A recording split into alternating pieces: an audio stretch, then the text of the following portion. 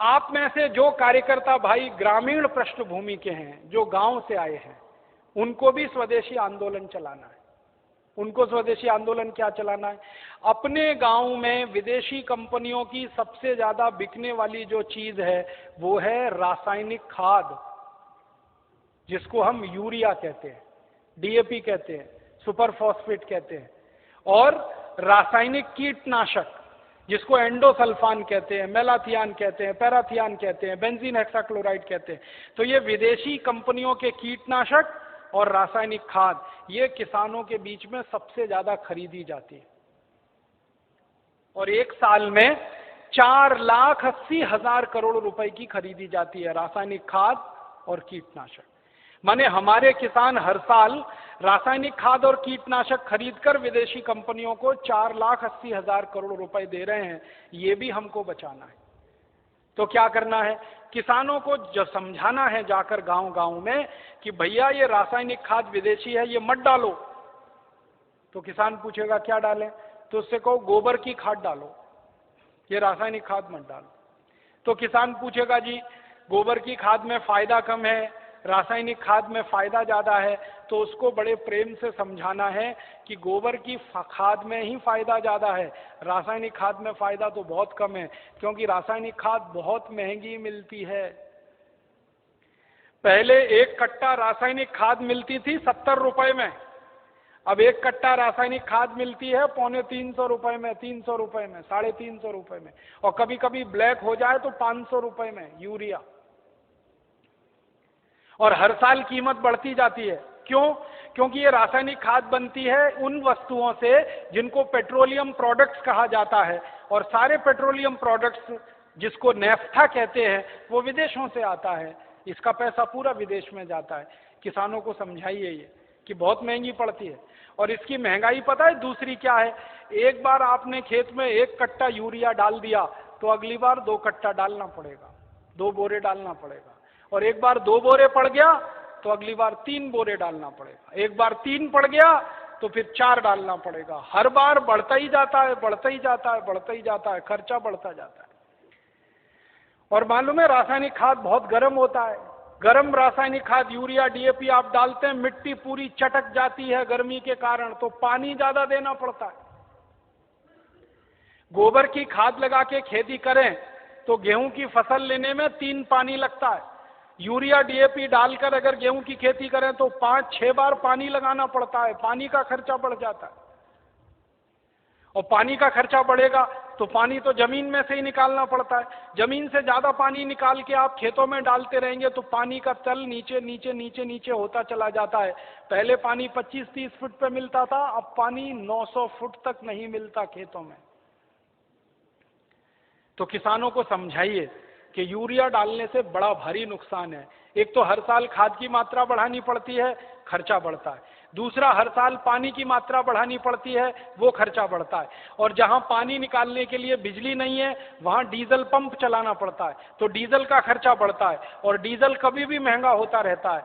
एक जमाने में 7 रुपए लीटर मिलता था डीजल, अब 35 रुपए लीटर। 2-4 दिन के बाद ये 40 रुपए लीटर होने जा रहा है। फिर हो सकता है 1.5 साल में 100 रुपए लीटर हो जाए। किसान कहां जाएगा? मर जाएगा वो तो डीजल का खर्चा करते करते। और फिर एक और नुकसान होता है कि ये यूरिया डीएपी जब हम खेत में डालते हैं तो मिट्टी में ये केमिकल घुल जाते हैं, और मिट्टी में घुल गए तो पौधे की जड़ में आ जाते हैं, पौधे की जड़ से पौधे के तने में आ जाते हैं, पौधे के तने से पौधे के फल में आ जाते हैं, पौधे के फल में आ जाते हैं तो फिर वही फल हम खाते हैं, हमारे शरीर में आ जाते हैं। और हमारे शरीर में अगर ये जहर आ गया तो हमारी माताएं तो पूतना हो जाती हैं। आपने पूतना की कहानी सुनी? कृष्ण भगवान को जहर पिलाने के लिए आई थी। आज हमारी माताओं के दूध में जहर आ चुका है, अपने अपने बच्चों के लिए वो पूतना की स्थिति में है। आज हमारे देश की कई संस्थाओं ने माताओं के दूध का परीक्षण करवाया है, तो माताओं के दूध में वो सारे केमिकल हैं जो यूरिया में हैं। माताओं के दूध में वो सब केमिकल हैं जो कीटनाशक दवाओं में हैं, क्योंकि भोजन हम कर रहे हैं, भोजन के साथ वो शरीर में जा रहे हैं। और यही केमिकल हैं जो आपको कैंसर पैदा करवा रहे हैं, जो आप में डायबिटीज दे रहे हैं, जो आप में हाई ब्लड प्रेशर दे रहे हैं, हाइपरटेंशन दे रहे हैं। 148 किस्म की बीमारियां इन जहरों से पैदा होती है। इसलिए किसानों को समझाओ कि ये यूरिया डीएपी का जहर एक तो विदेशी है, ये बंद करो। दूसरा, ये शरीर को नुकसान देता है, इसलिए बंद करो। तीसरा, ये पैसे का नुकसान करता है, इसलिए बंद करो। तो किसान पूछेंगे भाई क्या करें? तो उनसे कहो गोबर का खाद डालो।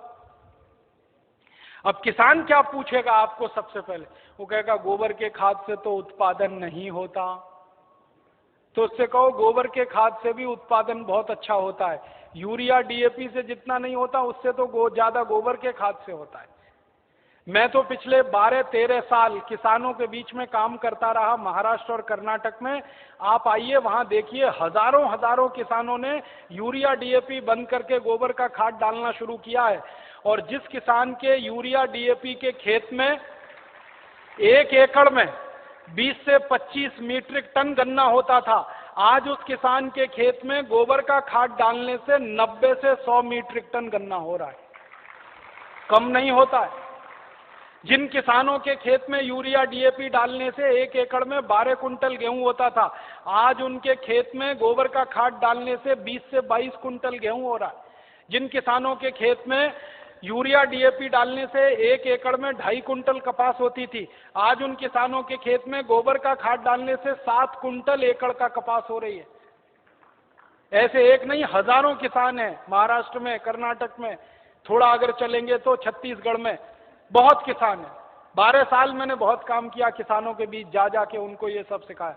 गोबर की खाद से उत्पादन ज्यादा मिलता है यूरिया डीएपी की तुलना। क्यों मिलता है वो जानना चाहिए। बहुत बहुत बढ़िया बात है, जो आप जान लो तो आप किसानों को समझा सकते। गोबर की खाद जब हम खेत में डालते हैं तो होता क्या है? गोबर जो है ना, कई तरह के जीव जंतुओं का भोजन है। यूरिया जो है वो भोजन नहीं, जहर है। आपके खेत में एक जीव होता है जिसको केंचुआ कहते हैं। केंचुआ को किसी दिन पकड़ना और हाथ पे रखना और उसके ऊपर यूरिया डाल देना। 2-4 दाने ही यूरिया डालोगे, वो तड़पना शुरू हो जाएगा और 1 मिनट में मर जाएगा। हम जब खेत में टनों टन यूरिया डालते हैं ना, करोड़ों केंचुए मार डाले हमने यूरिया डाल डाल के। और केंचुए क्या करते हैं? केंचुए मिट्टी को नरम बनाते हैं, पोला बनाते हैं और उपजाऊ बनाते हैं। केंचुए का काम क्या है?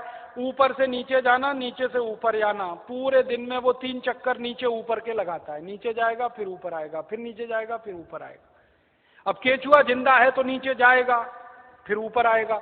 केंचुआ जब नीचे जाता है तो एक रास्ता बनाते हुए जाता है, ऊपर आता है तो दूसरा रास्ता बनाते हुए आता है। तो परिणाम क्या होता है कि ये छोटे छोटे छिद्र जब मिट्टी में वो केंचुए तैयार कर देता है, तो बारिश का पानी इन्हीं छिद्रों में से नीचे एक एक बूंद नीचे रिसते हुए तल में जमा होता है। माने वाटर रिचार्जिंग का दुनिया में सबसे जबरदस्त काम कोई करता है तो केंचुआ करता है, और यूरिया के कारण ये मर जाता है। इसलिए यूरिया डालना माने किसान के लिए आत्महत्या करने के बराबर है। जिस किसान के खेत में यूरिया डलेगा केंचुआ मर जाएगा। केंचुआ मरा तो मिट्टी में ऊपर नीचे कोई जाएगा नहीं, तो मिट्टी कठोर होती जाएगी, कड़क होती जाएगी। मिट्टी और रोटी के बारे में एक सत्य है कि इसको फेरते रहो, नहीं तो खत्म हो जाती है। रोटी को फेरना बंद करो, जल जाती है। मिट्टी को फेरना बंद करो, पत्थर जैसी हो जाती है। मिट्टी को फेरने का मतलब समझते हैं? ऊपर की मिट्टी नीचे, नीचे की मिट्टी ऊपर, ऊपर की नीचे, नीचे की ऊपर। ये केंचुआ ही करता है और कोई नहीं कर सकता। केंचुआ तो किसान का सबसे बड़ा दोस्त है। मैंने इसका हिसाब निकाला था, एक केंचुआ साल भर अगर जिंदा रहे तो 36 मीट्रिक टन मिट्टी को उठक पटक कर देता है, ऊपर से नीचे, नीचे से ऊपर, एक केंचुआ साल भर में। और उतनी ही मिट्टी को ट्रैक्टर से उलट पलट करना पड़े तो कम से कम 100 लीटर डीजल खर्च होता है, और 100 लीटर डीजल 3600 रुपए का आता है। माने एक केंचुआ हर आदमी का 3600 रुपए बचा रहा है। ऐसे करोड़ों केंचुए हैं, पता सोचो कितने हजार करोड़ रुपए बच रहे हैं इस देश में। इसलिए गोबर का खाद डालने से फायदा क्या होता है? रासायनिक खाद डालो केंचुआ मर जाता है, गोबर का खाद डालो केंचुआ जिंदा हो जाता है। क्योंकि गोबर केंचुए का भोजन है। केंचुए को भोजन मिले तो वो अपनी जनसंख्या बढ़ाता है, और इतनी तेज बढ़ाता है कि कोई नहीं बढ़ा सकता। भारत सरकार कहती है हम दो हमारे दो, केंचुआ नहीं मानता उस बात को। एक एक केचुआ 50-50 हजार बच्चे पैदा करके मरता है। 50-50 हजार। एक जाति का केचुआ तो मैंने देखा 1 लाख पैदा करता है बच्चे, तब मरता है। तो वो एक जिंदा है, उसने 1 लाख पैदा कर दिए, अब वो 1-1 लाख पैदा करेंगे, करोड़ों केचुए हो जाएंगे अगर गोबर डालना शुरू किया। और केचुए ज्यादा होंगे तो मिट्टी फिर उलट पलट होने लगेगी, मिट्टी में छिद्र बनने लगेंगे, तो बारिश का जितना भी पानी गिरेगा सब मिट्टी में आ जाएगा। और पानी मिट्टी में गया तो नदियों में बेकार नहीं बहेगा, तो बाढ़ नहीं आएगी, तो समुद्र में फालतू पानी नहीं जाएगा। इस देश का करोड़ों करोड़ों रुपए का फायदा हो जाएगा। इसलिए आप किसानों को समझाओ गोबर की खाद डालो। फिर कुछ किसान कहेंगे जी उत्पादन होगा क्या? उनसे कहना गारंटी मेरी, गारंटी भारत स्वाभिमान ट्रस्ट की। थोड़े दिन में भारत स्वाभिमान ट्रस्ट की तरफ से हम किसानों को कहेंगे कि आप बिंदास गोबर की खाद डालो, गारंटी हमारी, 1 ग्राम भी उत्पादन कम नहीं होगा। कैसे कम नहीं होगा? डालने का तरीका है। डालने का तरीका क्या है? अभी किसान गोबर कैसे डालते हैं? गोबर डालते हैं, वो घूरा है, घूरा गांव में कचरा डालने का, वहां गोबर इकट्ठा करते हैं। 6 महीने, 8 महीने, साल भर वो सूखता रहता है और सूख सूख के उसकी सारी ताकत निकल जाती है।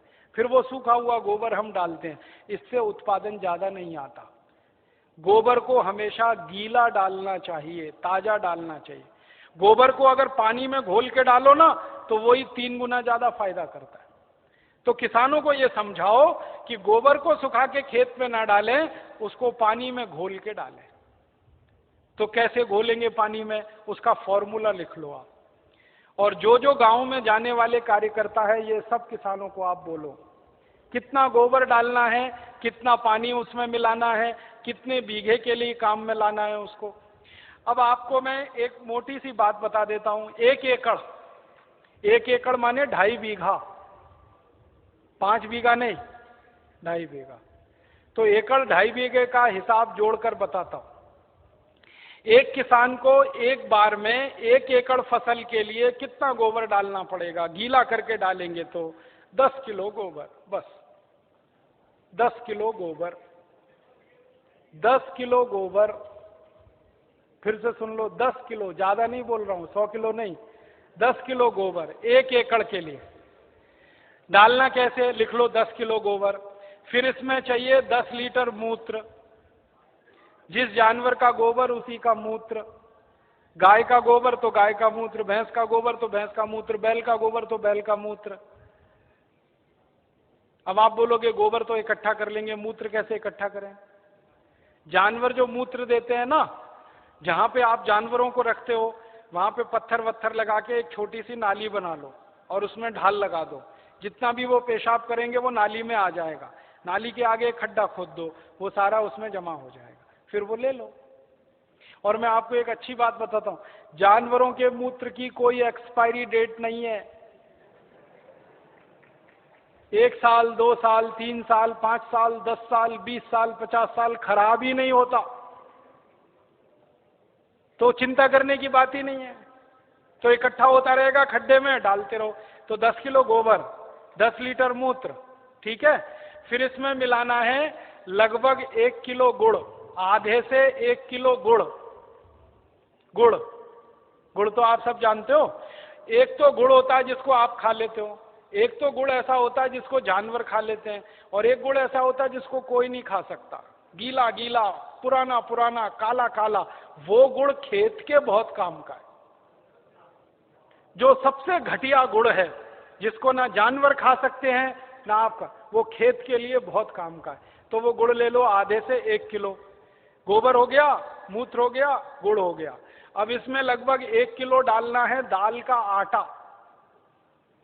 दाल है ना, दाल, अरहर की दाल, मूंग की दाल, उड़द की दाल, चने की दाल, सोयाबीन की दाल, खेसारी की दाल, कोई भी दाल, 1 किलो उसका आटा। 4 चीजें हो गई, गोबर, गोमूत्र, गुड़, दाल का आटा। और इसमें डालनी है 1 मुट्ठी मिट्टी। 1 मुट्ठी में आधा किलो या 1.25 किलो तक मिट्टी आती है। मिट्टी कहां से लानी है? आपके खेत के आसपास अगर पीपल का कोई पेड़ है, बरगद का कोई पेड़ है, तो उसके नीचे से खोद लो मिट्टी। पीपल के पेड़ के नीचे की या बरगद के पेड़ के नीचे की? पीपल और बरगद के पेड़ के नीचे की ही मिट्टी क्यों खोदना? आपको मालूम है पीपल और बरगद के पेड़ हर समय ऑक्सीजन देने वाले पेड़ हैं, और ज्यादा ऑक्सीजन देने वाले पेड़ के नीचे जीवाणुओं की संख्या बहुत होती है। तो पीपल और बरगद के पेड़ के मिट्टी में जीवाणु सबसे ज्यादा होते हैं, यही जीवाणु खेत को चाहिए। तो मिट्टी ले ली, 5 चीजें हो गई, गोबर 10 किलो, मूत्र 10 लीटर, गुड़ लगभग 1 किलो, दाल का आटा 1 किलो और मिट्टी लगभग 1 किलो। ये पांचों चीजों मिला दो, घोल दो। हाथ से घोल लेना, खराब नहीं होंगे हाथ, नहीं तो डंडे से घोल देना। एक ड्रम में घोल लेना, प्लास्टिक के ड्रम में घोल लेना, नहीं तो लोहे के ड्रम में घोल लेना। प्लास्टिक का होगा तो अच्छा, लोहे वाला क्षरण ज्यादा होता है। अब इसको घोल के 15 दिन रख देना,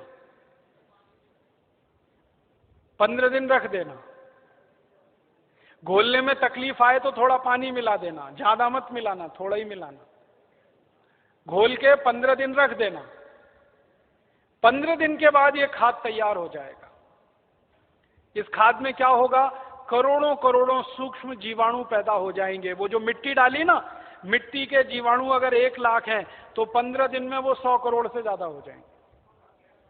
ढक के रख लो तो अच्छा है, छांव में रखना सबसे अच्छा, धूप में बिल्कुल मत रखना, पेड़ के नीचे की छांव में रखना, नहीं तो कोई ऐसी जगह रखना जहां सूर्य का प्रकाश ना आता हो, और इस पे कपड़ा बांध दो, ढक्कन लगा दो, जैसे है ढक लो।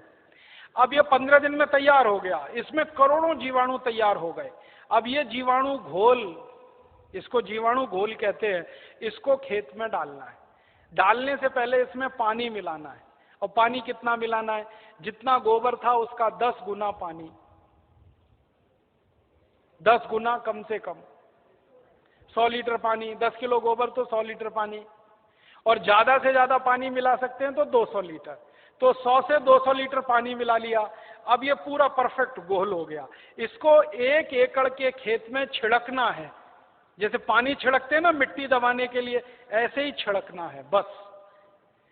आप इसको छिड़क देंगे तो ये करोड़ों जीवाणु मिट्टी में पहुंच जाएंगे, तो मिट्टी में जीवाणुओं की संख्या बढ़ती जाएगी, और मिट्टी में सारा खेल खेलने का काम जीवाणु करते हैं। आपको मालूम है जीवाणु क्या करते हैं? जीवाणु सारा काम करते हैं। पौधे की जड़ को नाइट्रोजन की जरूरत है तो ये जीवाणु उपलब्ध कराते हैं। पौधे की जड़ को कैल्शियम चाहिए तो ये जीवाणु उपलब्ध कराते हैं। पौधे की जड़ को आयरन चाहिए तो ये जीवाणु, माने पौधे को बड़ा होने के लिए जितने भी सूक्ष्म पोषक तत्व चाहिए और फिर वो हमारे शरीर में वास्तव में चाहिए, वो सब इन जीवाणुओं की करामात से ही मिलता है। तो पौधे की जड़ को भरपूर सूक्ष्म पोषक तत्व मिलने लगेंगे, पौधे की बढ़त बहुत तेज होगी, और जिस पौधे की बढ़त अच्छी होगी उसका फल अच्छा होगा, जिसका फल अच्छा होगा उसका उत्पादन अच्छा होगा। अब इसमें समय लिख लो, कितनी बार डालना, कब डालना। सबसे अच्छा तरीका यह होता है कि खेत को जब जोतने की तैयारी करें ना, जोतें, बीज डालने से पहले खेत जुताई होती है ना, खेत जुताई करते ही 1 दिन डाल दो। आज जुताई किया, कल डाल दो, जुताई करके डाल दो, ये पहली बार, ठीक है। फिर इसके डालने के 2-3 दिन बाद या 4 दिन बाद या 5 दिन बाद बुआई कर दो। है कितना डाल सकते हैं बताए ना? 1 एकड़ में जितना तैयार हुआ 200 लीटर वो, तो आपने इसको जोत के 1-2 दिन में डाल दिया, फिर बीज बो दो। बीज बोने के 21वें दिन में फिर डाल देना। आज बीज बोया तो ठीक 21 दिन बाद एक बार फिर डाल देना। क्या होता है ना, बीज में से अंकुरण होता है, और अंकुरण होने के 21वें दिन तक वो मिट्टी की ताकत से बढ़ता है। फिर 21 दिन के बाद वो सूर्य की ताकत से बढ़ना शुरू हो जाता है, फोटोसिंथेसिस जिसको कहते हैं, प्रकाश संश्लेषण की क्रिया। सूर्य ताप से खाना बनाना शुरू कर देता तो बढ़त तेज हो जाती। तो और आप मोटी सी एक बात याद रखो कि हर 21वें दिन पे डाल देना। आज डाला, 21 दिन बाद डाला, फिर 21 दिन बाद डाला, फिर 21 दिन बाद डाला। तो एक फसल अगर आप समझ लो 4 महीने की है तो लगभग 5 बार डालना पड़ेगा। कोई फसल 6 महीने की है तो 7-8 बार डालना पड़ेगा। 8 महीने की है तो 10-1 बार डालना पड़ेगा। अब इसमें खर्चा क्या है? जानवर अगर घर के हैं तो गोबर फोकट का, मूत्र फोकट का, गुड़ मैं कह रहा हूं सबसे सड़ा हुआ, जिसको फेंक देते हैं, वो भी फोकट में मिल जाएगा। पानी तो फोकट का है ही, थोड़ा दाल वाल लेना पड़ेगा तो उसका खर्चा आएगा, लेकिन किसान अगर दाल पैदा करता है तो वो भी घर की हो जाएगी। माने खाद बनाने का खर्चा लगभग शून्य आएगा, मेहनत लगेगी, पूंजी में पैसा कम से कम खर्च होगा। और ये खाद जो तैयार होगी इसमें जबरदस्त क्वालिटी है, क्योंकि इसमें कैल्शियम भरपूर, आयरन भरपूर, फास्फोरस भरपूर। क्या क्या इसमें है? गोबर है, गोबर में कैल्शियम है, आयरन है, सल्फर है, सिलिकॉन है, कोबाल्ट है, मैग्नीशियम है, मैग्नीज है, 18 सूक्ष्म पोषक तत्व हैं जो चाहिए मिट्टी को। फिर गुड़ है, गुड़ में जबरदस्त फास्फोरस है, गुड़ में जबरदस्त कैल्शियम है, फिर मूत्र में ये सब है। तो जो सूक्ष्म पोषक तत्व हमें चाहिए वही मिट्टी को चाहिए, वो सब इस खाद में भरपूर हैं। यूरिया में नहीं है, डीएपी में नहीं है, यूरिया में कैल्शियम नहीं है, डीएपी में कैल्शियम नहीं है। और कैल्शियम सबसे प्रमुख आधार है मिट्टी के लिए, क्योंकि खेत में कैल्शियम होगा तो पौधे में होगा, पौधे में होगा तो फल में होगा, फल में होगा तो भोजन में होगा, भोजन में होगा तो शरीर में होगा, शरीर में होगा तो हड्डियां मजबूत, हड्डियां मजबूत तो शरीर मजबूत। ये सारा साइकिल इसी कैल्शियम के उस पे है। तो ये तो गोबर की खाद से ही मिलेगा, यूरिया डीएपी से मिलने ही वाला नहीं है। तो किसान को ये समझाइए आप। अब आपको समझ में आ गया, हर 21 दिन में डालना है, जबरदस्त फसल आएगी। पहली बार जब आप डालोगे ना तो किसान थोड़ा झिझक करेगा, उसको भरोसा नहीं है, विश्वास नहीं है, तो उसको कहना कि भाई तुम डालो, नुकसान तुम्हारा नहीं होगा। मैंने बहुत किसानों का हिसाब निकाला है, खराब से खराब खेत में जब गोबर का खाद डालते हैं ना तो गेहूं का उत्पादन पहले साल की तुलना में थोड़ा ही कम आता है, लेकिन उत्पादन जितना कम आता है उससे ज्यादा खर्चा बच जाता है, तो वो बराबर मामला बैठता है।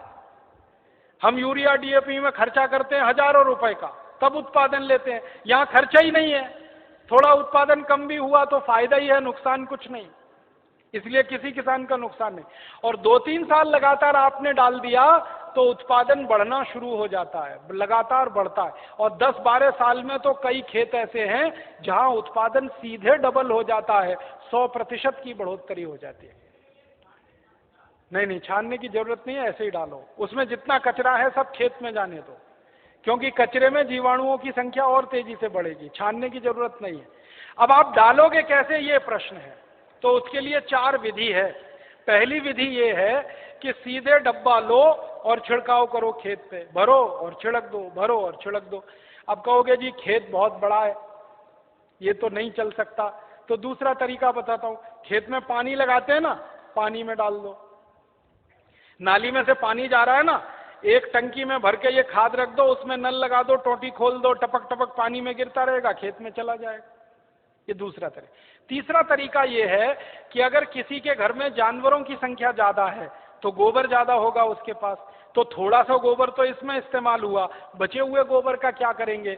तो बचा हुआ गोबर अगर सूखा है तो उसको इसी में डाल देना 15 दिन के बाद 200 लीटर पानी मिला के, तो वो गोबर भी गीला हो जाएगा। गीले गोबर के लड्डू बना लो और लड्डुओं को खेत में फेंक दो, तो खाद पहुंच जाएगा। और एक तरीका है, खेत में से मिट्टी खोद लो, मिट्टी खोद लो, मिट्टी में ये पूरा घोल मिला दो, मिट्टी गीली हो गई, मिट्टी के लड्डू बना लो, लड्डुओं को खेत में फेंक दो, तो खाद पहुंच जाएगा। तो पानी के साथ दे सकते हैं, छिड़क के डाल सकते हैं, गोबर या मिट्टी को लड्डू बना के डाल सकते हैं। और एक आखिरी तरीका है, स्प्रे मशीन अगर अपने पास है तो उसका आगे से नोजल निकाल दो, नोजल निकाल दो, फिर उससे स्प्रे कर दो। अब इसमें ध्यान ये रखना है कि ये फसल पे स्प्रे नहीं होगा, ये जमीन पे होगा, मिट्टी पे होगा। फसल पे डालने से फायदा नहीं मिलेगा, मिट्टी में डालना है इसको। तो अगर फसल ऊंची है तब कैसे डालेंगे? तब तो पानी लगाओगे तभी डालना सबसे अच्छा है।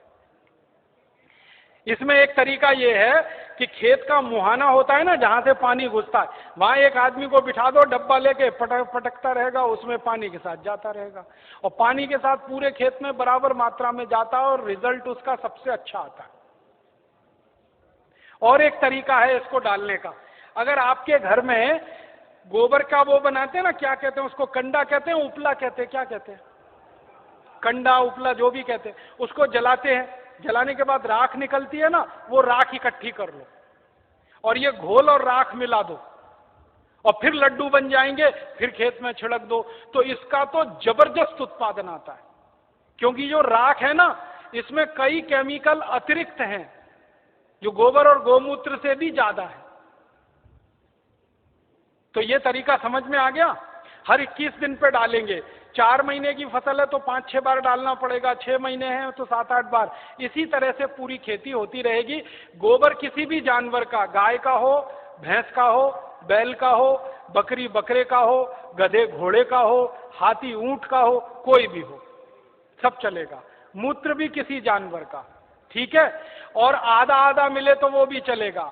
गाय का आधा ले लिया, भैंस का आधा, किसी के पास गाय नहीं हो, किसी के पास भैंस नहीं हो, एक एक गाय एक एक भैंस, और खेत बड़ा है तो आधा आधा, सब मिक्सिंग करके चलेगा। बस एक ही सावधानी रखना कि जो जो गाय का गोबर लो तो वो देशी गाय हो तो अच्छा होगा। जर्सी का फायदा पूरा नहीं करेगा, और जर्सी का ही गोबर है तो उसमें देशी का मिला लेना, नहीं तो कोई फायदा नहीं करेगा। जर्सी गाय है, उसका गोबर है, उसमें देशी गाय का 1-2 किलो गोबर मिला लेना, वो वैसे ही काम करता है जैसे 100 किलो दूध में 1 चम्मच दही डालो तो पूरा दूध दही हो जाता है।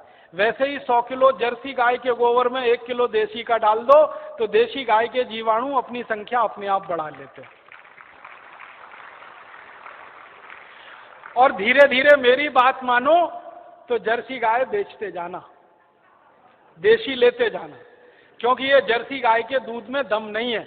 आपको मालूम नहीं है, दुनिया में भारत को छोड़कर जर्सी गाय का दूध कोई देश नहीं पीता। डेनमार्क में सबसे ज्यादा जर्सी गाय है। डेनमार्क वाले दूध ही नहीं पीते। क्यों नहीं पीते? कैंसर होने की संभावना है जर्सी गाय के दूध से। घुटनों का दर्द तो तुरंत हो जाता है, बड़ी बड़ी बीमारियां होती हैं। और जर्सी गाय को एक खतरनाक बीमारी होती है, मैड काउ डिसीज। उस बीमारी के चक्कर में दूध भी उसका प्रदूषित होता है, इसलिए जर्सी का दूध दुनिया में कोई नहीं पीता। डेनमार्क की सरकार तो दूध ज्यादा होने पर समुद्र में फिकवा देती है। आपको सुनकर हैरानी होगी, डेनमार्क में दूध बहुत है, चाय बिना दूध की पीते हैं सबके सब, क्योंकि वो दूध उनको खराब लगता है। तो जर्सी गाय बेच के देशी लेते जाना। भैंस हो तो उसका तो चल जाएगा, बैल का चल जाए। अब एक आखिरी चीज और बता दूं, उसको आप लिख लो। ये तो हुआ खाद। अब किसान कहेगा कीड़ा लग गया, तो कीड़ा लग सकता है ना, तो उसका भी एक फॉर्मूला लिख लो। कीड़ा अगर लगता है, कीट लगता है, तो उसकी दवा भी हम खुद बना के छिड़क सकते हैं, पैसा खर्च करने की जरूरत नहीं। कीड़ा मारने की दवा कैसे बनेगी? 20 लीटर जानवरों का पेशाब ले लो, गाय का, बैल का, भैंस का, 20 लीटर, ठीक है। ये 1 एकड़ के लिए बता रहा हूं। फिर इसमें 2.5-3 किलो नीम के पत्ते की चटनी डाल देना। नीम के पत्ते की चटनी, नीम का पत्ता है, पीस के चटनी बना के डाल देना, 2.5-3 किलो। और आकड़ा देखा है? आकड़ा, आकड़ा के पेड़ के पत्ते की भी चटनी डाल देना, 2.5-3 किलो। आकड़ा, आक कहते हैं, आक, कुछ लोग अकौआ कहते हैं उसको। आक, आकड़ा, अकौआ, हाँ वही जो हनुमान जी पे चढ़ाते हैं, जिसमें सफेद सफेद दूध निकलता है। और एक तीसरा पत्ता है, सुनो सुनो भाई, एक तीसरा पत्ता है बेशरम। बेशरम जो है ना, अक्सर गांव में घुसते हैं ना, तो दोनों तरफ किनारे किनारे लगा रहता है, पान के जैसा पत्ता, बैगनी रंग का फूल आता है, उसमें ना खुशबू होती है ना कुछ होता है, बिना पानी के बिना बीज के होता है, इसलिए बेशरम कहते हैं। तो 2-2.5 किलो ले लो। और एक पत्ता है, आपके गांव में अगर मिले तो सीताफल का पत्ता, शरीफा जिसको कहते हैं, सीताफल शरीफा, उसका पत्ता 2-2.5 किलो ले लो। और अगर गांव में मिल जाए ना तो वो घास आती है ना, कांग्रेस घास, उसको चटनी बना के डाल दो, 2-2.5 किलो। और इसमें थोड़ा सा खूब तीखी लाल मिर्च हो, हरी मिर्च हो, तो वो पीस के डाल दो, 250-300 ग्राम। लहसुन पीस के डाल दो, आधा किलो के करीब। गाजर घास, वही वही। और मैं आपको एक मोटी सी बात बताता हूं, वो याद रखो, जिन जिन पत्तों को गाय नहीं खाती, फिर से सुनो, जिन जिन पत्तों को गाय नहीं खाती और आपके गांव में उपलब्ध है, वो सब पत्ते पीस के डाल दो इसमें। गाय को खिला के देख लो, खा रही है तो नहीं डालना, नहीं खा रही है तो पीस के डाल देना है। मोटी बात याद रखो। तो 3-4 तरह के पत्ते डाल दिए, थोड़ा लहसुन डाल दिया, थोड़ा मिर्ची डाल दी, 20 लीटर मूत्र में डाल के इसको उबालना है, गर्म करना, उबाल के ठंडा कर लो, ठंडा करके 200 लीटर पानी मिला दो। अब ये दवा तैयार हो गई, कीटनाशक। इसको स्प्रे कर दो किसी भी फसल पे, तो 48 घंटे माने 2 से 3 दिन में सारे कीट खत्म कर देता है। 1 पैसे का खर्चा नहीं होता, बाजार से कुछ नहीं लाना पड़ता। ये हर फसल में काम आता है, गेहूं में, चावल में, चने में, दाल में, मटर में, गन्ने में, हर तरह की फसल में ये उपयोग हो सकता है। तो कीटनाशक दवा बनाने का आपको मालूम, खाद बनाने का आपको मालूम। अब यूरिया, डीएपी और एंडोसल्फान गांव गांव से हमें बंद कराना है। 4,80,000 करोड़ रुपए किसानों का बचाना है, 2,32,000 करोड़ रुपए शहर वालों का बचाना है। ये दोनों मिला दें तो करीब 7-8 लाख करोड़ रुपए देश का हम बचा सकते हैं स्वदेशी आंदोलन की ताकत से। और बाहर से जो इंपोर्ट हो रहा है करीब 7 लाख करोड़ का, अगर पक्के स्वदेशी वाले लोग हो जाएं तो इंपोर्टेड चीजें भी बंद हो सकती हैं। 14 लाख करोड़ का फायदा, माने इतना बड़ा फायदा हम पूरे देश को दे सकते हैं अपने स्वदेशी आंदोलन और अभियान से। इसलिए स्वदेशी आंदोलन और अभियान को गांव-गांव जाके चलाना है। और आपको इसके लिए उस जमाने में लोकमान्य तिलक ने जैसा परिश्रम किया, महात्मा गांधी ने जैसा परिश्रम किया, विपिन चंद्र पाल ने जैसा परिश्रम किया और क्रांतिवीरों ने जैसे परिश्रम किया, वैसा ही परिश्रम आपको करना है। ताकि क्या होगा, जैसे आज हम लोकमान्य तिलक का नाम याद रखते हैं अपने देश के लिए, अपनी सभ्यता के लिए, अपनी आजादी के लिए, वैसे ही आपका नाम आने वाली पीढ़ियां याद रखेंगी इस देश के दूसरे स्वदेशी आंदोलन के लिए। ऐसा कहकर मैं आपका आभार व्यक्त करता हूं, बहुत बहुत आपको धन्यवाद देता हूं।